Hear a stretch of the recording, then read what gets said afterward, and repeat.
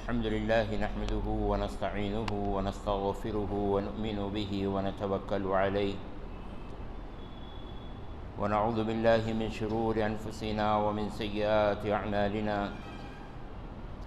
ونعوذ بالله من شرور أنفسنا ومن سيئات أعمالنا ونعوذ بالله من شرور أنفسنا ومن سيئات أعمالنا من يهده الله فلا مضل له ومن يضلله فلا هادي له ونشهد أن لا إله إلا الله وحده لا شريك له ونشهد أن سيدنا ومولانا محمدًا عبده ورسوله أما بعد قال الله تعالى في القرآن المجيد والفرقان الحميد فأعوذ بالله من الشيطان الرجيم بسم الله الرحمن الرحيم لقد كان لكم في رسول الله أسوة حسنة صدق الله العلي العظيم وقال رسول الله صلى الله عليه وسلم ارحموا من في الأرض يرحمكم من في السماء أو كما قال عليه الصلاة والسلام صدق الله العلي العظيم وصدق رسوله النبي الكريم ونحن على ذلك من الشاهدين والشاكرين والحمد لله رب العالمين۔ عزیز بزرگوں، بھائیوں اور دوستوں، آج آپ کے سامنے ایک بہت اہم موضوع پر گفتگو کرنی ہے، اور ایسے سمجھیے کہ جو باتیں آپ کے سامنے آج آنے والی ہیں تو یہ ہمارے لیے اتنی ضروری ہیں جیسے کہ ایک پیاسے کے لیے پانی ضروری ہوتا ہے، ایک بھوکے کے لیے کھانا ضروری ہوتا ہے۔ اس وقت میں جو مسلمانوں پر حالات ہیں، ظاہر بات ہے، پہلے بھی میں نے بتایا کہ یہ حالات کیسے بدلیں گے۔ حالات لانے والے اللہ ہیں اور حالات بدلنے والے اللہ ہیں، یہ بہت بنیادی بات ہے۔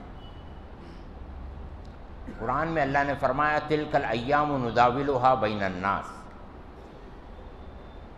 کہ ہم لوگوں کے درمیان میں حالات کو الٹتے پلٹتے رہتے ہیں تاکہ جانیں ان میں کون لوگ ایمان والے ہیں، کون لوگ اعمال والے ہیں۔ یہ جاننے کے لیے اللہ تعالیٰ حالات کو الٹتے پلٹتے رہتے ہیں۔ کبھی ایسا ہوا، کبھی ایسا ہوا، کبھی خوشی آئی، کبھی غم آیا۔ تو ابھی جو حالات آئے ہیں اور حالات چل رہے ہیں مسلمانوں کے اوپر میں، وہ سخت ترین حالات ہیں، اور ابھی یہ حالات اور بگڑیں گے جب تک کہ ہم لوگ اپنے آپ کو بدلنے کا ارادہ نہیں کرتے۔ ان اللہ لا یغیر ما بقوم حتی یغیروا ما بانفسہم۔ جب ہم اپنے آپ کو پورے طور سے بدلنے کا ارادہ کریں گے تو پھر انشاءاللہ یہ جو حالات کی چکی جو گھوم رہی ہے، یہ الٹا گھومنا شروع کرے گی۔ ابھی ہمارے خلاف میں گھوم رہی ہے، لیکن جب ہم سب ملا کر کے ارادہ کریں گے کہ ہم بدلیں گے اور پورے معاشرے کو بدلیں گے اور پورے علاقے کو بدلیں گے، جب ہم اس کا ارادہ کریں گے تو پھر اللہ تعالیٰ جو ہے ہمارے ان ارادوں اور ان کاموں کو دیکھ کر کے یہ جو الٹی چکی گھوم رہی ہے اس کو اللہ سیدھا کر دیں گے۔ لیکن جو ہے ہم لوگوں کو محنت کرنی پڑے گی، ہم لوگوں کو کام کرنا پڑے گا۔ جیسے دیکھیے کہ ایک آدمی الیکشن لڑتا ہے تو وہ صرف اللہ کے بھروسے پہ نہیں رہتا ہے بلکہ کام بھی کرتا ہے۔ ایک آدمی اپنے گھر کے اندر میں شادی طے کرتا ہے تو وہ صرف اللہ کے بھروسے پر ہی نہیں رہتا ہے بلکہ اس کے لیے جو دنیاوی حاجات ہیں، ضروریات ہیں، ان سب کو پورا کرتا ہے اور پھر اللہ سے مدد بھی مانگتا ہے۔ اور یہی طریقہ دنیا کے اندر میں ہے۔ جب تک ہم لوگ اس دنیا کے اندر میں رہیں گے، اس دار فانی میں رہیں گے، یہی طریقہ رہے گا کہ جتنا ہم کو دنیاوی لائن سے، اسباب کی لائن سے کوشش کرنا ہے وہ پوری کوشش مکمل کریں، اور پھر اس کے بعد میں اللہ تعالیٰ سے دعائیں مانگتے رہیں. یہی طریقہ رہے گا، کیونکہ یہ نبوی طریقہ ہے. غزوہ بدر میں اللہ کے رسول صلی اللہ علیہ وسلم نے جنگ لڑنے کے جتنے اسباب تھے وہ سارے مہیا کر لیے. اللہ کے رسول نے دشمن کے آنے سے پہلے آپ اس جگہ پر پہنچ گئے، اونچی جگہ پر پڑاؤ ڈالا، پانی کے اوپر میں قبضہ کر لیا، اور جو ہے صحابہ اکرام کو فٹ رکھا، رات میں ان کو آرام کرنے کے لیے کہا. یہ ساری باتیں اللہ کے رسول نے غزوہ بدر کے اندر میں ایک اسٹریٹجی کے طور پر سارا کام کر لیا، اور پھر رات میں جو ہے وہ اللہ کے حضور میں دعائیں مانگنے لگے. یہی طریقہ ہوتا ہے کہ کام اسباب کے اعتبار سے پورا کرو، اور پھر اس کے بعد میں اللہ سے مدد کو چاہو. ایک آدمی کا نکاح ہی نہیں ہوا ہے، وہ آدمی اللہ سے دعا کر رہا ہے، اے اللہ مجھے اولاد دے، اے اللہ مجھے اولاد دے. بولو بھائی، اس کا نکاح نہیں ہوا ہے، لیکن وہ کیا دعا کر رہا ہے؟ اے اللہ مجھے اولاد. ممکن ہے؟ وہ کبھی کبھی اللہ اپنی قدرت بتاتے ہیں. حضرت آدم علیہ السلام کو پیدا کیا، حضرت عیسیٰ علیہ السلام کو پیدا کیا، تو اللہ تعالیٰ کبھی ایسی قدرت بتا دیتے ہیں. اللہ کے پاس وہ طاقت ہے. لیکن دنیا میں اللہ تعالیٰ نے یہی طریقہ بنایا ہے کہ اگر آپ کو کوئی چیز چاہیے تو اس کے پورے اسباب کو سیٹ کرو، پھر اس کے بعد میں اللہ تعالیٰ سے دعائیں مانگو کہ اللہ میں نے جو سبب اور جو راستہ اپنایا ہے اس راستے کو آپ سیدھا کر دیجئے، ہے نا. یہ بھی ایک بہت اہم مسئلہ ہے.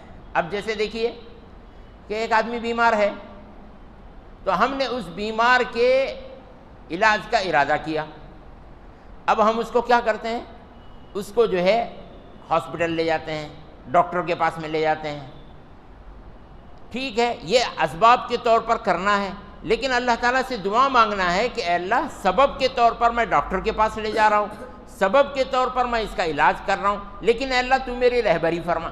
اس لیے کہ اللہ کی رہبری جب ہوگی تو آدمی صحیح ڈاکٹر کے پاس میں جائے گا، صحیح دواخانے میں جائے گا، اور صحیح بیمار کا علاج کرے گا.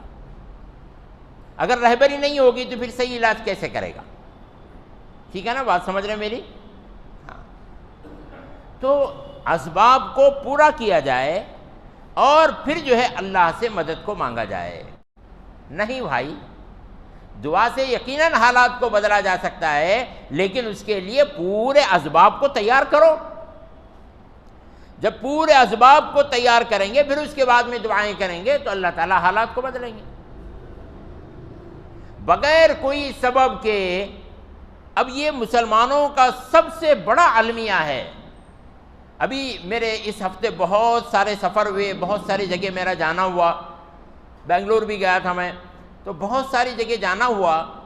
تو ایک بات یہ سب لوگوں کی خدمت میں ہم نے عرض کی کہ جب حالات آتے ہیں، پریشانیاں آتی ہیں، تو تب بندہ جو ہے ٹوٹل اللہ کی طرف میں متوجہ ہو جاتا ہے اور اس کو پکارنا شروع کرتا ہے، پکارنا شروع کرتا ہے. اور پچھلی جتنی بھی چیزیں ہیں ان سب کو چھوڑ دیتا ہے. کیا مطلب ہوا اس کا؟ جیسے ابھی دیکھیے بیجاپور کی بات میں ذکر کر رہا ہوں کہ ابھی کیا ہوتا ہے، بھائی ایسا ہونے والا ہے، اس طرح کے حالات آ سکتے ہیں، ایسا ہو سکتا ہے، مسجدوں کے اوپر میں جو ہے مقدمے دائر ہو سکتے ہیں. ابھی بیجاپور میں کسی مسجد پہ مقدمہ نہیں ہے، لیکن مقدمے دائر ہو سکتے ہیں. جب سب طرف ہو رہے ہیں تو بیجاپور میں کیوں نہیں ہو سکتا بھائی؟ یہاں بھی ہو سکتا ہے. تو اب جو ہے اس طرح کی بات، بھائی سب طرف دنگے فسادات ہو رہے ہیں، بیجاپور میں بھی ہو سکتا ہے. بھائی سب طرف جو ہے مدرسوں کے اوپر میں سروے ہو رہا ہے تو بیجاپور میں بھی ہو سکتا ہے مدرسوں پر سروے. جب یہ باتیں کہی جاتی ہیں کہ مسجدوں پر مقدمے ہو سکتے ہیں، یہاں پر فساد ہو سکتا ہے، یہاں پر دنگا ہو سکتا ہے، تو لوگ بولتے ہیں بھائی دیکھیں گے لوگ جب ہوئیں گا تب کریں گے تھے. ہاں، جب ہوئیں گا تب کریں گے. اور جب وہ چیز واقع ہو جاتی ہے، جب وہ چیز واقع ہو جاتی ہے، اس وقت میں لوگ اللہ سے دعا، اللہ دنگے ہو رہے ہیں، اللہ بچا لے. ارے بھائی کیسے ہوگا معاملہ حل؟ پہلے سے کچھ کوشش کی، پہلے سے کچھ محنت کی، کچھ بھی نہیں. ایک بچی حاملہ ہو جاتی ہے، ایک بچی حاملہ ہو جاتی ہے، اسے بچہ پیدا ہونا ہے 9 مہینے کے بعد میں، بچہ پیدا ہونا ہے 9 مہینے کے بعد میں. لیکن سب لوگ اس کی 9 مہینے تک فکر کرتے نہیں کرتے. ڈاکٹر کے پاس لے جاتے ہیں، دوائیاں کرتے ہیں، علاج کراتے ہیں، سب کچھ کرتے ہیں. ڈاکٹر بولتا ہے بچہ دبلا ہے، اس کو موٹا کرو، موٹا ہے اس کو دبلا کرو، اور جو ہے اس کو یہ ٹونک پلاؤ، اس کو یہ دوا کھلاؤ، اور اس کے اندر میں خون اتنا کم ہے، یہ خون بڑھاؤ. یہ ساری باتیں ڈاکٹر بولتا رہتا ہے، اس کا علاج بھی چلتا رہتا ہے. ہوتا ہے کہ نہیں ہوتا ہے؟ پریپریشن ہوتا ہے کہ نہیں ہوتا ہے؟ سب لوگ کرتے ہیں. لیکن جب یہ باتیں آتی ہیں حالات کے تعلق سے کہ بھائی جو ہے کبھی بھی بیجاپور کی کسی مسجد کے اوپر میں جو ہے کچھ بھی ہو سکتا ہے، یا یہ کہ جو ہے دنگے فسادات کے حالات ہو سکتے ہیں، یا یہ کہ جو ہے کچھ اور چیزیں وجود میں آ سکتی ہیں، تو لوگ یہ بولتے ہیں نہیں لو جی، کئی کو ڈرانے لگے. جب ہوگا تب دیکھیں گے. اور جب وہ چیز واقع ہو جاتی ہے تو تب اللہ تعالیٰ سے دعائیں کرتے ہیں کہ اللہ دنگے فسادات ہو رہے ہیں، اللہ مجھے بچا لے، اللہ مجھے بچا لے، اللہ مجھے بچا لے. تب کیسا مسئلہ حل ہوئے گا؟ تب نہیں حل ہوگا. اس کے لیے ابھی کوشش کرو. ابھی کچھ حالات آپ کو بگڑے ہوئے نظر آ رہے ہیں بیجاپور میں؟ نہیں نا، کچھ بھی نظر نہیں آ رہا. اچھے بھلے حالات بیجاپور میں دکھ رہے ہیں. ابھی محنت کرو. ابھی حالات نہیں آنے کے لیے محنت کرو. حالات آنے کے بعد میں ان سے کیسے نمٹنا اس کی کوشش کرنے کے بجائے حالات آئے ہی نہ اس کی محنت کرو. یہ ہوتی ہے عقل مندی. اس کو کہتے ہیں ایکشن پلان. دیکھیے دنیا میں فرد ہو، جماعت ہو یا قوم ہو، تینوں باتیں، فرد ہو، جماعت ہو یا قوم ہو، یہ تینوں کے تینوں لوگ، ایک آدمی، ایک جماعت یا پوری ایک قوم، اگر وہ ریئیکشن میں رہتی ہے تو ہمیشہ فیل ہوتی ہے. ریئیکشن کیا ہے؟ کہ جب کوئی چیز واقع ہو جاتی ہے تو اس کے اوپر میں کام کرنا، اس کو بولتے ہیں ریئیکشن. بھائی کچھ چیز واقع ہو گئی، اس کے اوپر میں کام کیا. جیسے مثال کے طور پر سمجھ میں آنے کے لیے حیدرآباد کے اندر میں جو ہے وہ راجا سنگھ نے گستاخ رسول صلی اللہ علیہ وسلم کا معاملہ کیا. جب وہ چیز واقع ہو گئی تو ہمارے لوگوں نے اس کے اوپر میں ریئیکشن کیا. اب کیا ہو گیا کہ وہ جو راجا سنگھ تھا اسے تو جو ہے ایک دن کے اندر میں ضمانت مل گئی، وہ پولیس اسٹیشن سے باہر آیا. لیکن جن لوگوں نے اس کے خلاف میں جو ہے نعرے بازی کی تھی اور یہ کیا تھا وہ کیا تھا، تو کیا ہو گیا؟ ان کو راتوں میں پولیسوں نے پکڑ پکڑ کر کے جو ہے گھروں میں گھس گھس کر کے ان کو مارا. اس کے ویڈیو سب سامنے ہیں ہمارے. یہ کیوں ہوا؟ یہ ریئیکشن کی وجہ سے ہوا. جو قوم، جو فرد، جو جماعت ریئیکشن میں آتی ہے وہ ہمیشہ نقصان اٹھاتی ہے. ریئیکشن میں آنے والے ہمیشہ فیل ہوتے ہیں. اس لیے ہر آدمی کو ایکشن میں ہونا چاہیے، ایکشن پلان میں اس کے پاس میں مرتب ہونا چاہیے. اس کو کیا کرنا ہے اگلے کے لیے اسے پہلے ہی سوچنا چاہیے. یہ سارے لوگوں سے ہم کہہ رہے ہیں جب چیز واقع ہو جائے گی تب سوچیں گے. 31 مئی کا سالار پیپر آپ اٹھا کر کے دیکھیے. 31 مئی کا سالار پیپر میرے پاس میں اس کی کٹنگ ہے. 31 مئی کے سالار پیپر کے اندر میں لکھا ہوا ہے کہ بیجاپور کی بعض مسجدوں پر جو ہے وہ پوجا کرنے کی اجازت مانگی گئی ہے.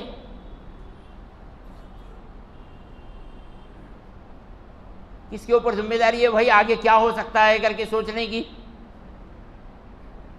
ہم اگر نہیں سوچیں گے تو کل کو کچھ بھی ہو سکتا ہے. جب وہ چیز واقع ہو جاتی ہے تب سب لوگ جمع ہوتے ہیں، اے بھائی آؤ ذرا یہ ہوا ہے کیا کریں گے، آؤ سب. ارے بھائی وہ چیز واقع ہونے کیوں دیں؟ ہم پہلے سے ایکشن میں رہیں، پہلے سے ہم ترتیب دیں، پریپیئر رہیں کہ بھائی جو ہے ہم کو یہ کرنا ہے. تو یہ ساری باتیں میں اس لیے عرض کر رہا ہوں بھائیو کہ یہ جو اس وقت میں ملک کے حالات چل رہے ہیں، ان حالات کو صرف اللہ بھروسے پر جو ہے حل کرنے کی کوشش کرنا، یا ہے کہ اللہ بھروسے پر جو ہے بیٹھ کر کے رہ جانا، یہ نقصان کی چیز ہے. بلکہ جو ہے اس کے لیے محنت کرو اور دعائیں کرو، محنت کرو دعائیں کرو، محنت کرو دعائیں کرو. کہیں بھی نظر نہیں آتا ہے. میں اس وقت میں گھوم رہا ہوں تو پورا کرناٹک ہمارا چلنا پھرنا ہو رہا ہے, کہیں بھی نظر نہیں آ رہا ہے کہ لوگ اجتماعی طور سے مل کر کے حالات کو درست کرنے کی کوشش کر رہے ہوں. ہم نے ایک چھوٹا سا کانسیپٹ دیا یا مجیبوں کا, اس کی وجہ سے جو ہے تھوڑی بہت ہلچل نظر آ رہی ہے. بار بار ہم کہہ رہے ہیں ابھی آنے کے لیے لوگ تیار نہیں ہیں. 2.5 گھنٹے میں حالات کو بدلا جا سکتا ہے. یہ ایکشن پلان ہے کہ 2.5 گھنٹے میں حالات کو بدلا جا سکتا ہے, کہ پورے بیجاپور کے 1 لاکھ مسلمان جو ہے وہ 2.5 گھنٹہ دینے کے لیے تیار ہو جائیں. ہر مسلک کے لوگ تیار ہو جائیں, ہر مکتبہ فکر کے لوگ تیار ہو جائیں, جماعت اسلامی والے تیار ہو جائیں, اہل حدیث والے تیار ہو جائیں, تبلیغ والے تیار ہو جائیں, دیوبندی والے تیار ہو جائیں, بریلوی والے تیار ہو جائیں, مدارس والے تیار ہو جائیں, مکاتب والے تیار ہو جائیں, بزنس والے تیار ہو جائیں, کھیتی باڑی کرنے والے تیار ہو جائیں, نوکری کرنے والے تیار ہو جائیں. دیکھو مسئلہ حل ہوتا ہے کہ نہیں ہوتا ہے. 2.5 گھنٹہ اپنا فارغ کرو, فارغ کرنے کے لیے تیار نہیں ہے. ہم مانگ رہے ہیں کہ حالات کو درست کرنے کے لیے 2.5 گھنٹہ دو, لیکن کوئی دینے کے لیے تیار نہیں. بہت مشکل سے کچھ لوگ جو ہے وہ دے رہے ہیں کہ 2.5 گھنٹے پورے حالات کو نمٹانے کے لیے. ویسے بحث کرنے کے لیے بولو تو لوگ گھنٹوں بحث کرتے ہیں کہ بھائی ایسا ہو رہا ہے, ایسا ہو رہا ہے, ایسا. اب جو ہے میں آپ کو یہاں کے قریب کی ایک بات سناتا ہوں, سنیے. کہ جب ہم نے یہ کہا کہ بھائی جو ہے یہ محنت چل رہی ہے, 2.5 گھنٹہ دو اور اس 2.5 گھنٹے کے اندر میں جو ہے یا مجیب پڑھتے رہو اور پھر آگے کا اسٹیپ ہم بتائیں گے, تو ایک آدمی مجھ سے کہنے لگا کہ مولانا آپ جو ہے یا مجیب پڑھنے کے لیے لگا رہے ہیں اور جو ہے یا اللہ پڑھنے کے لیے کہہ رہے ہیں اور ذکر کرنے کے لیے کہہ رہے ہیں, لیکن اس کے پیٹ کے اندر میں حرام کی روزی ہے, کیا اثر ہوگا اس کا بولیے مولانا. وہ کہنے لگا لوگ نماز نہیں پڑھتے ہیں اور آپ جو ہے یا مجیب اس کو پڑھوا رہے ہیں تو اثر کیسے ہوگا. اب اس نے مجھ سے بہت ساری باتیں کی. یہ باتیں آپ کے ذہنوں میں بھی آ سکتی ہے اور جو ہے بہت سارے لوگوں کے ذہنوں میں آ سکتی ہیں. اب میں نے اس کو یہ سوال کیا کہ بھائی ٹھیک ہے, اگر وہ حرام کی غذا کھا رہا ہے اور نماز نہیں پڑھ رہا ہے تو اس کی بیماری بتا رہا ہے. بیماری ہے نا یہ کہ بھائی حرام غذا کھا رہا ہے, اس کے پیٹ میں حرام ہے, ایک بیماری ہے. نماز نہیں پڑھ رہا ہے, ایک بیماری ہے. تو مجھے بیماری مت بتا بھائی, اس کا علاج بتا. بیماری مت بول, مجھے اس کا علاج بول کہ بھائی یہ حرام کھا رہا ہے, حرام چھوڑ کر کے حلال پہ کیسے آئے گا. مجھے علاج بتاؤ. بیماریاں بتانے سے کیا فائدہ ہوگا کہ بھائی یہ حرام کھاتے ہیں, حرام کھاتے ہیں, حرام کھاتے ہیں. ٹھیک ہے حرام کھا رہا ہے, اب اس کو چھڑائیں گے کیسے. ایک آدمی نشہ کر رہا ہے, وہ نشہ کرتا ہے جنہیں, ٹھیک ہے بھائی نشہ کر رہا ہے, لیکن اس کو چھڑائیں گے کیسے, اس کا علاج کیا ہے, وہ علاج بتاؤ نا. ایک آدمی نماز نہیں پڑھ رہا ہے, ٹھیک ہے نماز نہیں پڑھتا, تمہارا ذکر کیا کام دے گا, تو بھائی اس کو نمازی بنائیں کیسے, بتاؤ نا بھائی نمازی کیسے بنائیں. اب وہ آدمی خاموش ہو گیا, خاموش ہو گیا. تو ہم نے اس کو کہا کہ یہی چیز اس کو جو ہے حرام سے بھی روکے گی اور یہی چیز اس کو نماز پر بھی لے کر کے آئے گی. یہ بیماریاں بتانے سے مسائل نہیں حل ہونے والے. ان مسائل کا حل امت کے سامنے رکھو کہ ان چیزوں سے امت کو کیسے نکالا جائے. وہی چیزیں ہم ذکر کرتے ہوئے جا رہے ہیں. تو الحمدللہ اگر یہ بیجاپور شہر کے 1 لاکھ مسلمان اپنا 2.5 گھنٹہ وقت فارغ کریں, اتنا بھی نہیں فارغ کر سکتے بھائی, 2.5 گھنٹہ وقت فارغ کریں, وہ بھی ایک وقت میں نہیں, الگ الگ وقت میں فارغ کریں, اپنے کام کاج کرتے ہوئے فارغ کریں. دکان والا دکان میں بیٹھ کر کے 2.5 گھنٹے فارغ کرے, کاروبار والا کاروبار میں بیٹھ کر کے 2.5 گھنٹے فارغ کرے, اور جو ہے نوکری والا نوکری کرتے ہوئے اپنا 2.5 گھنٹے فارغ کرے, اور جو ہے گھر میں عورتیں اپنا کام کاج کرتے ہوئے 2.5 گھنٹے فارغ کرے, اور اس کے دوران میں اللہ کا ذکر یا مجیب پڑھتے رہیں. تو یہ 1 لاکھ جو مسلمان ہیں بیجاپور کے, 1 لاکھ مسلمان اگر 2.5 گھنٹے اللہ کا ذکر کرتے ہیں تو میرے بھائیوں کیا ہوگا کہ 15,000 مرتبہ اس کا 2.5 گھنٹے میں ہو جائے گا. 15,000 کو آپ چھوڑ دو, صرف 10,000 بھی اگر ہم پکڑ لیں تو 1 لاکھ مسلمان اگر 10,000 مرتبہ پڑھتے ہیں تو 100 کروڑ مرتبہ اللہ کا ذکر ہو جائے گا. کتنی دیر میں ہوا, کتنی دیر میں ہوا بھائی, 2.5 گھنٹے میں. اب آپ بولیں گے اللہ کے ذکر سے ہوگا کیا. ارے بھائی اس کے ہزاروں فائدے ہیں, ذکر کے فی نفسی ہزاروں فائدے ہیں. وہ بات الگ ہے کہ کہ بھائی ذکر سے کیا ہوگا؟ اطمینان ہوگا، الا بذکر اللہ تطمئن القلوب، تو اطمینان نصیب ہوگا، سکون کی نیند آئے گی، آرام سے سوئے گا، گھر کے مسئلے حل ہوں گے، جھگڑے ختم ہو جائیں گے، یہ ہزاروں مسئلے ذکر کے ساتھ میں ہیں، یہ سب چیزیں اس سے ہوں گی۔ لیکن اس کے ساتھ ساتھ میں جو سب سے بڑا فائدہ یہ ہوگا کہ اس پورے بیجاپور کے مسلمان اگر اس بات کے اوپر میں آ جائیں تو ہم سب ملا کر کے ایک عمل میں متحد ہو جائیں گے، ہے نا؟ پورے 1,00,000 لوگ متحد ہو جائیں گے، ایک عمل کے لیے متحد ہوں گے۔ آپ مجھے بتائیے کہ بیجاپور کے جتنی بھی جماعتیں ہیں ان کو آپ کیسے متحد کریں گے؟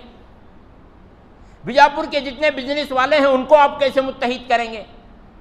پورے پروفیسر، پورے لیکچرر، پورے ڈاکٹروں کو کیسے آپ متحد کریں گے؟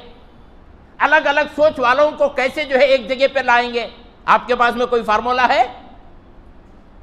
ہم وہ فارمولا بتا رہے ہیں کہ 2.5 گھنٹے ہر مسلمان وقت دینے پر آئے تو پھر کیا ہوگا کہ پورے مسلمان ایک کام کے لیے جڑ جائیں گے۔ بھائی جماعت اسلامی والے اپنی جگہ پہ رہو، اہل حدیث والے اپنی جگہ پہ رہو، بریلی مسلک والے اپنی جگہ پہ رہو، تبلیغ والے اپنی جگہ پہ رہو، مدرسے والے اپنی جگہ پہ رہو، تنظیموں والے اپنی جگہ پہ رہو، جمعیت علماء ہے، پی ایف آئی ہے، ایس ڈی پی آئی ہے، کانگریس پارٹی ہے، بی جے پی پارٹی ہے، سب پارٹیاں ہیں، تم اپنے اپنی جگہ پہ ہی رہو، اپنا کام کرتے رہو، ساتھ میں جو ہے 2.5 گھنٹے کا وقت دو بس، اور وہ 2.5 گھنٹے میں یہ کام کرتے رہو، تو پھر کیا ہوگا کہ آدمی اپنی جگہ پہ رہتے ہوئے جو ہے اپنی جگہ پہ رہتے ہوئے ایک کام کے لیے پورے بیجاپور کے مسلمان متحد ہوں گے۔ اس کے علاوہ کوئی راستہ ہو تو مجھے بتائیں، آپ کوئی اسٹریٹجی آپ کے پاس میں ہو تو بتائیں۔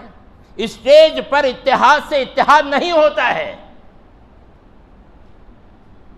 اسٹیج پر اتحاد دکھانے سے، 4 لیڈر بیٹھنے سے اتحاد نہیں ہوتا ہے۔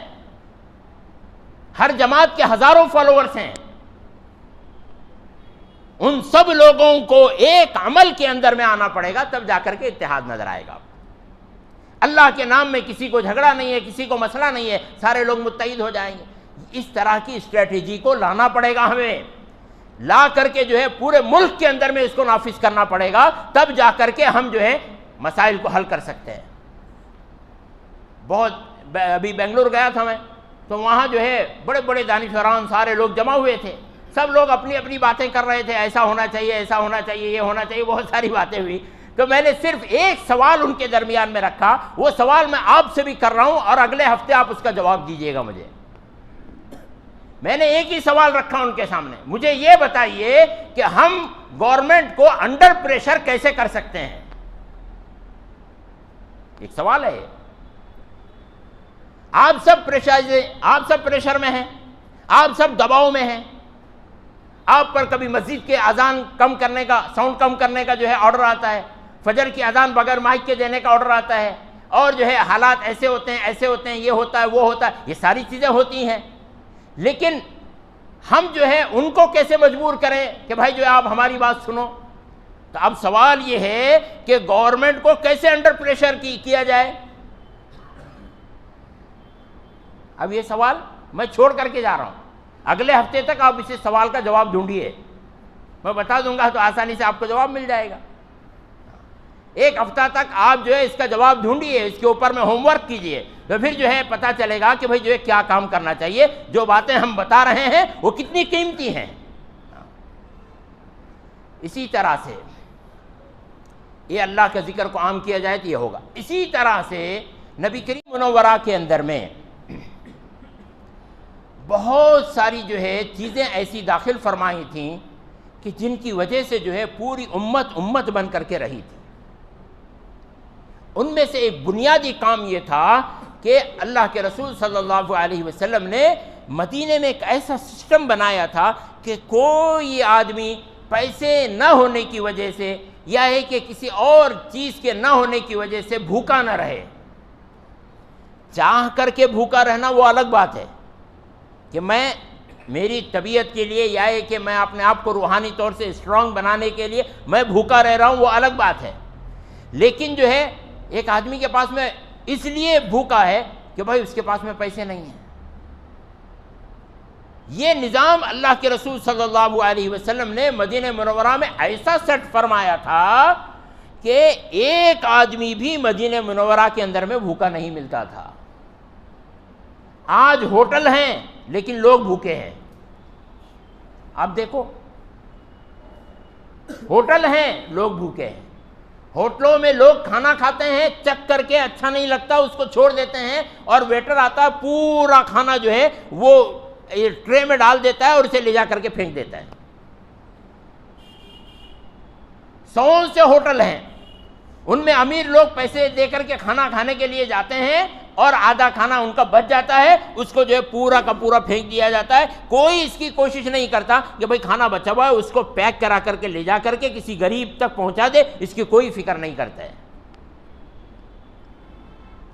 ہوٹل ہیں، اس کے باوجود بھی لوگ بھوکے ہیں۔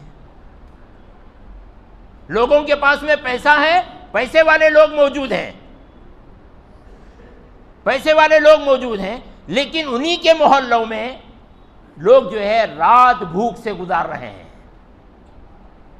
ایک محلے میں ایک امیر آدمی بھی رہتا ہے، پیسے والے لوگ بھی رہتے ہیں، لیکن اسی محلے کے اندر میں کچھ گھرانے ایسے ہوتے ہیں جن کو رات میں کھانے کے لیے صحیح طور سے کھانا میسر نہیں ہوتا ہے۔ یہ بھی حال چل رہا ہے۔ اللہ کے رسول نے مدینہ منورہ میں ایسا سسٹم بنایا تھا کہ مدینے میں ہوٹل ہی نہیں تھے۔ اس زمانے میں ہوٹلوں کا کوئی رواج نہیں تھا، اور لوگ غریب ہوتے تھے، زیادہ پیسے بھی نہیں تھے جب اللہ کے رسول صلی اللہ علیہ وسلم تھے۔ اس وقت میں زیادہ پیسے بھی نہیں تھے، زیادہ مالدار مسلمان بھی نہیں تھے، لیکن جو ہے ایک بھی آدمی جو ہے جو مدینہ منورہ میں آتا تھا تو وہ کبھی بھوکا نہیں ہوتا تھا۔ ایسا سسٹم بنایا تھا اللہ کے رسول صلی اللہ علیہ وسلم نے۔ اس سے کیا ہوتا ہے؟ دیکھیے، ایک محلے میں ایک آدمی اپنے گھر کے لیے کھانے کا انتظام کر لیا، اس نے کھانا بنا لیا اور کھا لیا اور سو گیا، اور اسی محلے کے اندر میں یا اسی گاؤں کے اندر میں اسی شہر کے اندر میں ایک آدمی بھوک سے رات بھر تڑپتا رہا۔ اس کی جو تکلیف، اس کی جو گھٹن ہوتی ہے، اور اس تکلیف اور اس گھٹن میں جو اس سے جملے نکلتے ہیں، اور وہ کہتا رہتا ہے یا اللہ ہے بھگوان یا اللہ، جو کہتا رہتا ہے وہ، اس کی جو گھٹن اندر سے نکلتی ہے، اس گھٹن اور تکلیف کی وجہ سے جو اس کی ہائے نکلتی ہے، تو وہ ہائے جو ہے وہ پورے محلے کو گھیر لیتی ہے۔ آپ سمجھ رہے ہیں بات کو میری؟ وہ جو بھوک کی وجہ سے رات بھر جو بیدار ہو کر کے تکلیف میں وقت گزارتا ہے، تو اس کی وہ جو ہائے ہے وہ پورے محلے کو گھیر لیتی ہے، پورے گاؤں کو گھیر لیتی ہے، پورے علاقے کو گھیر لیتی ہے، اور اللہ کی طرف سے وہ علاقہ عذاب کا مستحق بن جاتا ہے۔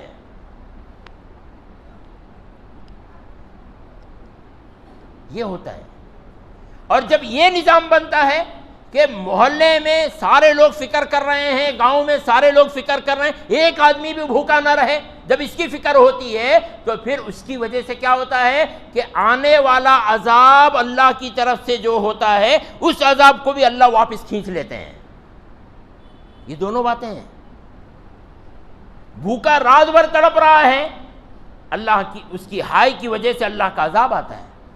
اور جب کسی علاقے کے لوگ فکر کرتے ہیں کہ کوئی علاقے میں بھوکا نہ رہے، تو پھر جب سب کے لیے کھانے کا انتظام کیا جاتا ہے، ارحموا من فی الارض یرحمکم من فی السماء، کہ زمین والوں پہ رحم کرو، آسمان والا تمہارے اوپر میں رحم کرے۔ جو عذاب آنے والا ہوتا ہے وہ عذاب رکتا ہے۔ حالات کیسے بدلیں گے وہ بتا رہا ہوں میں، آپ سمجھیے اس بات کو۔ ابھی میں تھوڑا آپ سے ذکر کرتے ہوئے جا رہا ہوں تاکہ جو ہے وہ ساری باتیں سمجھ میں آئیں۔ اس لیے ہمیں پورے شہر بیجاپور کے اندر میں ایسا نظام سیٹ کرنا پڑے گا کہ اس پورے بیجاپور شہر کے اندر میں چاہے وہ کسی بھی مذہب کا ماننے والا کیوں نہ ہو، وہ بھوکا نہ سوئے۔ یہ مسلمانوں کی ذمہ داری ہے۔ مسلمانوں نے اپنے مقام کو نہیں جانا ہے۔ اللہ نے مسلمانوں کو پوری دنیا کو درست کرنے کے لیے اللہ نے مسلمانوں کو مسلمان بنایا۔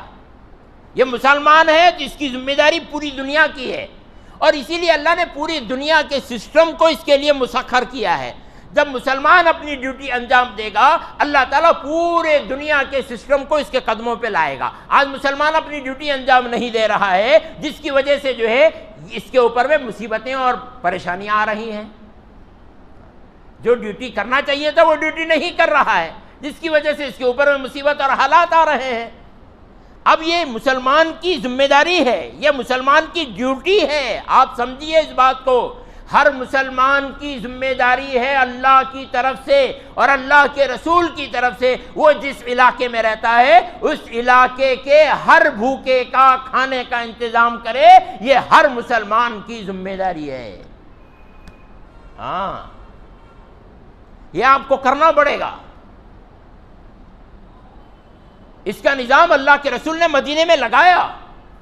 جب آپ مدینہ منورہ پہنچے تو پہلی فرصت میں آپ نے جو ہے چھپر کی مسجد بنائی, کوئی عالیشان مسجد نہیں بنائی ہے. آج آپ دیکھیے مسلمان جو ہے عالیشان مسجدیں بنا رہے ہیں. ٹھیک ہے بھائی, بنائیے, اس میں کوئی انکار نہیں ہے, لیکن جو ہے اس میں سے کچھ پیسے بچا کر کے بھوکوں کے کھانے کا بھی انتظام کیا جا سکتا ہے. شادیوں میں دیکھیے کہ کھانا بچ جاتا ہے, اس کو جو ہے کوئی نظام ہمارے پاس میں نہیں ہے ان شادیوں کا بچا ہوا کھانا کیسے غریبوں تک پہنچایا جائے. کوئی نظام ہے ہمارے پاس میں؟ گھروں کے اندر میں فنکشن ہوتے ہیں اور جو ہے دیگوں کے دیگ کھانا بچ جاتا ہے, اس کے پہنچانے کا ہمارے پاس میں کوئی نظام ہے؟ اس کو ہم جو ہے ادھر ادھر جو مرضی آیا تقسیم کر کے بس ختم کرنا ہے, ذہن میں رہتا ہے. اگر ہم نظام کو سیٹ کریں تو پھر جو ہے, ابھی دیکھیے میں آپ کو ایک مثال, ہم لوگ حیدرآباد گئے تھے.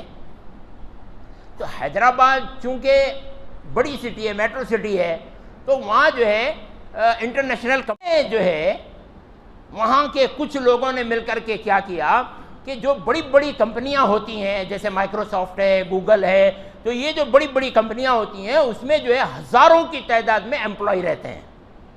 تو ان کے ایک وقت کے کھانے کی ذمہ داری وہ کمپنی کے اوپر میں رہتی ہے, اور ایک وقت کا جو کھانا کمپنی دیتی ہے, بڑی کمپنیاں جو ہوتی ہیں انٹرنیشنل کمپنیاں, تو اس ایک کھانے کے اندر میں 11 آئٹم رہتے ہیں, کبھی 9 آئٹم رہتے ہیں, کبھی 7 آئٹم رہتے ہیں. ایسا ملا کر کے ان کا پورا برتن بنا کر کے دیا جاتا ہے.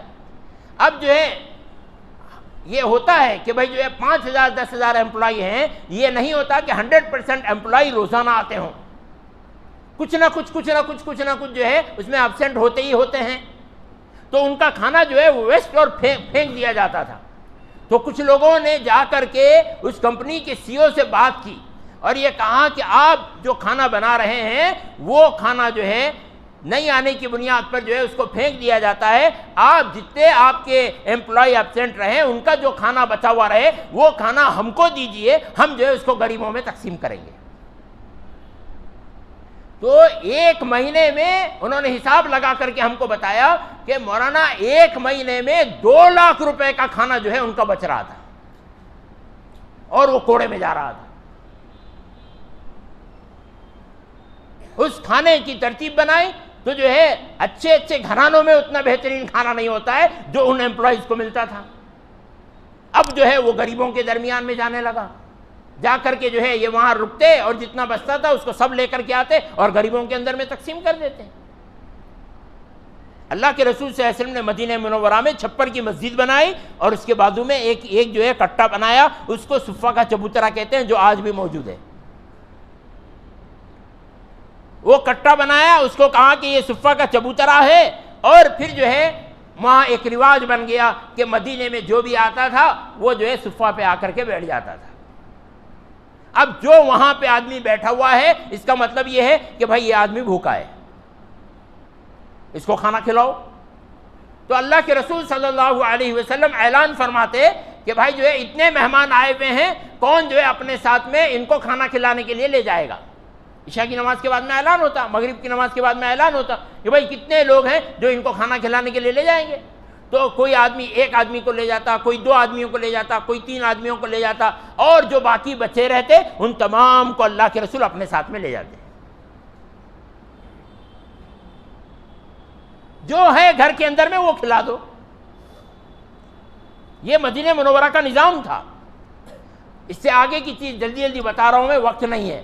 تو حضرت عمر رضی اللہ تعالیٰ عنہ کے دور میں جو ہے بہت خطرناک قحط آیا، جس کو عام الرماد کہا جاتا ہے. یعنی یہ کہ راکھ کا سال، سارے حالات ایسے ہو گئے تھے کہ لوگوں کے چہرے راکھ کے جیسے ہو گئے تھے بھوک کی وجہ سے. اس لیے اس کو عام الرماد کہا جاتا ہے کہ راکھ کا سال. اتنا خطرناک قحط ہو گیا کہ کھانے کے لیے کچھ بھی نہیں ملا، تو لوگ جو ہے جمع ہو کر کے مدینہ آنے لگے. تو حضرت عمر رضی اللہ تعالیٰ عنہ نے اس قحط کے دوران میں جب لوگ آنے لگے تو کبھی اپنے گھر میں جا کر کے کھانا نہیں کھایا حضرت عمر رضی اللہ تعالیٰ عنہ نے. کبھی اپنی بیٹی کے پاس میں، حضرت حفصہ وہیں مسجد کے بازو میں رہتی تھیں، تو جو ہے کبھی اپنی بیٹی کے پاس میں جا کر کے کھانا نہیں کھایا. رات دن اس فکر میں رہتے تھے کہ یہ آنے والوں کا کھانے کا انتظام کیسے کیا جائے. تو روز جو ہے کھانا پکتا تھا، روز کھانا کھلایا جاتا تھا، روز کھانا بنتا تھا، روز کھانا کھلایا جاتا تھا. اور لوگ جو ہے مدینہ منورہ آتے تھے کہ بھائی کہیں بھی کھانا نہیں مل رہا ہے، قحط چل رہا ہے، تو لوگ مدینے کو آ رہے ہیں. یہ مسلمانوں کی ذمہ داری اور ڈیوٹی سمجھی جاتی تھی. مسلمان ہیں، غیر مسلم ہیں، سارے لوگ آتے تھے اور آ کر کے جو ہے وہاں آ رہے ہیں اور حضرت عمر کھانا بنا کر کے کھلا رہے ہیں. کہیں بھی نہیں مل رہا ہے. لوگ کیا کرتے ہیں کہ بھائی قحط کے زمانے میں حالات جب آتے ہیں تو لوگ جو ہے اس کا فائدہ اٹھاتے ہیں. پانی نہیں مل رہا، ڈبل ریٹ میں پانی بیچتے ہیں. سالن نہیں مل رہا، ڈبل ریٹ میں سالن بیچ دیتے ہیں. روٹی نہیں مل رہی، ڈبل ریٹ میں روٹی بیچ دیتے ہیں. جب حالات آتے ہیں تو ڈبل ریٹ میں بیچا جاتا ہے. آپ نے نہیں دیکھا کہ ابھی لاک ڈاؤن آیا تھا تو کیسا ڈبل ریٹ میں بیچ رہے تھے؟ اللہ خوش ہوں گے کہ ناراض ہوں گے؟ اس کو سمجھنا چاہیے. تو وہ جب قحط میں ایک مرتبہ حضرت عمر رضی اللہ تعالیٰ عنہ نے، جو محنت کرنے والی ٹیم تھی، تو روزانہ رات میں جڑتی تھی، وہ جڑ کر کے جو ہے مشورہ کرتے تھے کہ کتنا ہوا، کیا ہوا، کیسا ہوا. تو ایک مرتبہ حضرت عمر رضی اللہ عنہ نے فرمایا کہ بھائی گنتی کرو کتنے لوگ ہیں جو کھانا کھا رہے ہیں روزانہ ہمارے پاس میں.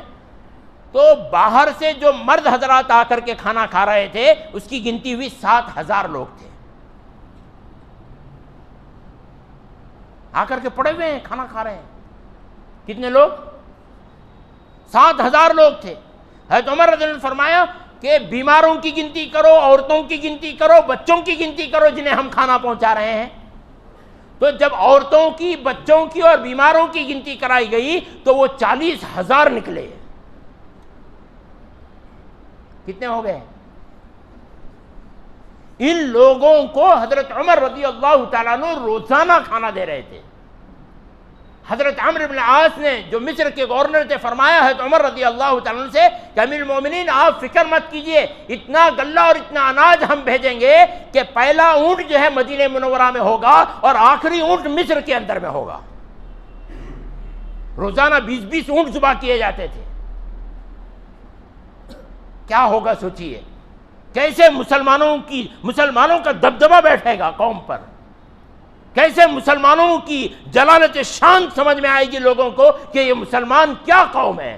ہم ان کو مار رہے ہیں، ہم ان کو گالیاں دے رہے ہیں، ہم ان کو پریشان کر رہے ہیں، ہم ان کو ستا رہے ہیں، اور یہ ہے کہ بھوکوں کو کھانا کھلانے کے پیچھے پڑے ہوئے ہیں. پورے علاقے میں کسی ایک آدمی کو بھوکا رہنے نہیں دیتے ہیں. یہ کیسی عجیب قوم ہے. جس وقت میں حضرت عمر رضی اللہ تعالیٰ عنہ کام کر رہے ہوں گے کیا حال ہوا ہوگا. کچھ دنوں کے بعد میں حضرت عمر نے پھر گنتی کرائی تو مردوں کی تعداد 10,000 نکلی اور جو اندر عورتیں بچے بیمار تھے ان کی تعداد 50,000 نکلی. اتنے لوگ روزانہ کھانا کھا رہے تھے. پھر کچھ دنوں کے بعد میں اللہ نے بارش برسائی، قحط دور ہونے لگا تو حضرت عمر رضی اللہ تعالیٰ نے فرمایا پورے لوگوں سے کہ بھائی اب لوگوں کو جو ہے ان کے علاقے میں جانے کے لیے تیار کرو اور ہر جانے والے کو توشہ دے کر کے بھیجو اور سواری دے کر کے بھیجو. یہ ہے مسلمانوں کی ذمہ داری. بھائی کرنا کچھ نہیں ہے، حالات بدل جائیں. بولو بھائی ممکن ہے؟ نہیں ہے نا. اس لیے جو ہے کچھ کرنے کے ارادے کرو کہ بھائی انشاءاللہ ہم کچھ کریں گے. ہاں کچھ کریں گے. دونوں چیزیں ہونا، ایک ایمان بھی بنانا اور ساتھ ساتھ میں جو ہے یہ نظام بھی شروع. اور بہت ساری باتیں ہیں. میں ابھی صرف ایک چھوٹا سا میں نے ایک ہلکی بات آپ کے سامنے ذکر کی ہے کھانے کے تعلق سے، ورنہ بہت باتیں ہیں. حضرت عبداللہ ابن عمر، حضرت ابوبکر رضی اللہ تعالیٰ عنہ، حضرت عمر ان کے جو مہمانوں کا کھانا کھلانے کا ان کا سسٹم تھا اور کیسے مہمانوں کو کھانا کھلاتے تھے اور بغیر مہمان کے، بغیر یتیم کے، بغیر مسکین کے کھانا نہیں کھاتے تھے. تو یہ ساری باتیں ایک لمبی چوڑی داستانیں ہیں، اس وقت میں وقت نہیں ہے. مجھے کچھ بات اور عرض کرنی ہے. سوچ کر کے ہم نے یہ ساری چیزوں کو سوچ کر کے ایک بات یہ طے کی ہے کہ انشاءاللہ ہم لوگ جو ہے یہاں پر ایک روٹی بینک پہلے سیمپل کے طور پر شروع کریں گے. ہم نے ارادہ کیا انشاءاللہ. اب لوگ بولتے ہیں مولانا کھانا کھلائیں گے، لوگ جو ہے اور سست ہو جائیں گے، کام چور بن جائیں گے، کاہل بن جائیں گے. بھائی اس سے ہم کو کوئی لینا دینا نہیں ہے. ہم صرف اس لیے کام کر رہے ہیں اللہ کے عذاب کو کیسے روکا جائے. زمین والوں پہ رحم کرو، آسمان والا تمہارے اوپر میں رحم کرے گا. تو ایک روٹی بینک ہم نے کھولنے کا ارادہ کیا ہے اور انشاءاللہ عنقریب اگلے جمعہ میں جو ہے اس کی شروعات بھی انشاءاللہ ہو جائے گی. تو اب سرے دست ہم کو جو ہے یہ روٹی بینک کے اندر میں کچھ نہیں کرنا ہے. لوگ جو تعاون کرنے والے ہیں ان سے ہماری درخواست یہ ہے کہ اپنے گھروں میں جو روٹیاں بن رہی ہیں ان میں 4 روٹیاں زیادہ بنانے لگاؤ. اپنے گھروں میں جو چاول بن رہا ہے 1 چمچہ چاول زیادہ بناؤ. اپنے گھروں میں جو سالن بن رہا ہے اس میں آدھا گلاس پانی زیادہ ڈال دو. بس اتنا ہی کام کرنا ہے. اس سے جو ہے آپ جو ہے بہت اس پورے ہمارے بیجاپور سٹی میں ایک بھی آدمی بھوکا نہ رہے، اتنا کام آپ کر سکتے ہیں. کس بنیاد پر؟ 4 روٹی زیادہ بنائے، 1 چمچہ چاول بنائے اور آدھا گلاس پانی سالن میں زیادہ ڈال دیے. اللہ کے رسول نے فرمایا، حدیث ہے نا کہ جب تم سالن بناؤ تو اپنے پڑوسی کا خیال کرتے ہوئے تھوڑا سا پانی زیادہ ڈال دو سالن میں، تاکہ جو ہے وہی چیز جو ہے وہ اپنے پڑوسی کا بھی جو ہے اس کے اندر میں حق ادا ہو جائے. تو اتنا کام اگر بیجاپور والے کرنے کے لیے تیار ہو جائیں کہ بھائی جو ہے 4 روٹی بنا لے، 1 چمچہ چاول بنا لے اور آدھا گلاس پانی سالن میں ڈال کر کے سالن کو زیادہ کرے اور اسے پیک کر دیں، اور اسے پیک کر کے جو ہے وہ جہاں روٹی بینک ہے وہاں تک پہنچا دیا کریں. تو اتنا کام اگر کر لیں بیجاپور کے مسلمان تو انشاءاللہ اس کی شروعات ہوگی. اور پھر جو ہے ہم ایسا نظام بنائیں گے کہ پورے بیجاپور سٹی کے اندر میں ایک بھی آدمی بھوکا نہیں رہے گا انشاءاللہ، چاہے وہ کسی بھی مذہب کا ہو، چاہے کسی بھی مسلک کا ہو. انشاءاللہ وہ نظام بن سکتا ہے. اس کے لیے محنتیں ہو رہی ہیں، کوششیں ہو رہی ہیں. ابھی تک ہم نے آپ کو ذکر پر لایا ہے، ابھی امت کو لانا ہی ہے، اس کے بغیر چارہ کار نہیں ہے. اس کے ساتھ ساتھ میں نظام. تو اب ہم یہ نظام بتا رہے ہیں آپ کو کہ یہ کام شروع کرنا ہے. تو ہم کو ایسے 100 ممبروں کی ضرورت ہے. کون کون تیار ہیں؟ ذرا بیٹھ کے وہیں ہاتھ اٹھاؤ. صرف 100 ممبر. ماشاءاللہ، اللہ جزائے خیر دے. کہ بھائی جو ہے آپ اپنے گھروں سے 4 روٹی، جو روٹیاں بن رہی ہیں 4 روٹی زیادہ بناؤ. گرم روٹی، بچی ہوئی روٹی نہیں ہونی چاہیے. گرم روٹی اور 1 چمچہ چاول اور سالن کے اندر میں آدھا گلاس پانی زیادہ ڈال دو. بس یہ ڈیوٹی سمجھ کر کے جو ہے جہاں روٹی بینک رہے وہاں جو ہے اس کو پیک کر کے لاؤ. ایک ممبر جو ہے وہ ایک آدمی کے کھانے کا انتظام کرے گا. اگر ہمارے پاس میں 100 ممبر ہو جائیں گے تو 100 لوگوں کے کھانے کا انتظام ہو جائے گا. اگر اس میں سے کسی ممبر نے دل بڑا کر کے 2 کی ذمہ داری لے لی اور ایسے 50 ممبر بن گئے تو 150 ممبروں میں 150 لوگوں کے کھانے کا انتظام ہو جائے گا. 2 لوگوں کی ذمہ داری لے لیے تو 200 لوگوں کے کھانے کا انتظام ہو جائے گا. اگر 500 ممبر بن گئے تو 1000 لوگوں کے کھانے کا انتظام ہو جائے گا. کوئی مشکل بات نہیں ہے. اگر ہم کرنے پر آئیں تو سب کچھ کر سکتے ہیں. اللہ نے ہمارے لیے راستے بنائے ہیں. ہم کر نہیں پا رہے ہیں یا کہ کرنا نہیں چاہتے ہیں جس کی وجہ سے مصیبتیں آ رہی ہیں. تو یہ نظام انشاءاللہ شروع ہوگا اور اگلی جمعہ سے انشاءاللہ یہ نظام شروع ہو جائے گا. اس کے لیے ہم نے ساری ترتیبیں دے رکھی ہیں. تو اب جتنے لوگوں نے ہمارا ساتھ دینے کا ارادہ کیا ہے ان سے ہماری گزارش ہے کہ آپ جو ہے نماز کے بعد میں پین اور ڈائری وہاں پیچھے رہے گی اور ساتھی بھی رہیں گے. تو اپنا نام اور موبائل نمبر لکھا دیں اور جو ہے آپ ایک ممبر شمار ہو جائیں گے. جو بھی اپنا نام اور نمبر لکھائے گا وہ ہمارا ایک ممبر شمار ہوگا. ایسے کم سے کم ہم کو اگلی جمعہ تک 100 ممبر چاہیے جو اس طرح. اور خدمت کرنے کے لیے ہم کو جو ہے کم سے کم جو ہے 16 ساتھیوں کی ضرورت ہے جو 10 گھنٹے میں سے اڑائی گھنٹے جو ہے وہ شفٹ وائز ہمارے پاس میں کام کرنے والے ہوں. 2.5 گھنٹے لگانا ہے. میں نے کہا کہ 2.5 گھنٹے سے ہم نظام کو بدلیں گے. بیجاپور کے نظام کو 2.5 گھنٹے سے بدلیں گے. تو یہ 2.5 گھنٹے ہم کو چاہیے. ایسے جو ہے 4 ساتھی چاہیے جو 2.5 گھنٹے ایک ہفتے کے لیے دینے والے ہوں.